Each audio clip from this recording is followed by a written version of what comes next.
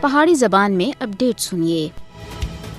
مقبوضہ جموں کشمیر وچ بھارتی بربریت کے نتیجے وچ لگاتار خون بہ رہا ہے۔ ادھر تعینات بھارتی فوجیاں دے ہاتھوں قتل و غارت گری دا سلسلہ جاری ہے۔ گزرے ہوئے صرف اکتوبر دے مہینے وچ بھارتی فوجیاں دے ہاتھوں 17 کشمیری جام شہادت نوش کر گئے ہیں، جس نے بعد مقبوضہ جموں کشمیر وچ جنوری 1989 تے کہن کے 31 اکتوبر 2023 تک 96,263 تے زیادہ کشمیری بھارتی گولیاں دا نشانہ بنے ہیں، جنہاں وچ خواتین، بچے، بزرگ اور نوجوان بھی شامل ہیں۔ کشمیر میڈیا سروس تے شعبہ تحقیق دی طرف تے جاری کردہ اعداد و شمار دے مطابق شہید ہونے والوں وچوں 11 کو بھارتی فوجیاں اور پولیس اہلکاراں سن مقبوضہ علاقے دے مختلف اضلاع وچ جعلی مقابلہ اور دوران راست شہید کیتا ہے۔ ان شہادتاں دی وجہ دے 2 خواتین بیوہ اور 10 بچے یتیم ہوئے ہیں۔ بھارتی فوجیاں اور بدنام زمانہ بھارتی ایجنسی NIA اور SIA اہلکاراں سن اس عرصے وچ گھراں دے اُتے چھاپیاں، محاصرہ اور تلاشی دی 212 کاروائیاں دے بچکار 78 کشمیریوں کو گرفتار بھی کیتا ہے۔ مقبوضہ جموں کشمیر دی قتل گاواں دنیا دے ضمیر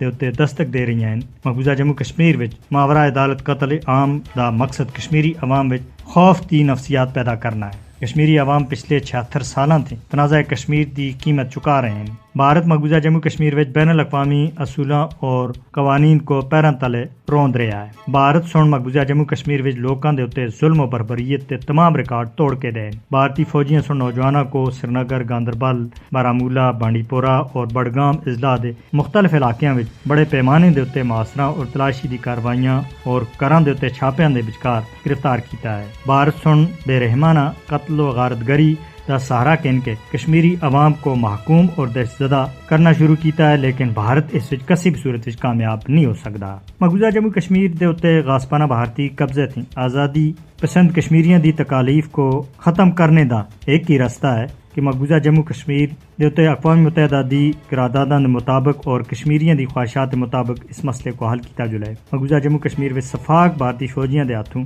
نہتے لوکاں تے قتل عام کو روکنے دے واسطے دنیا کو مداخلت کر کے اپنا کردار ادا کرنا ہو سی۔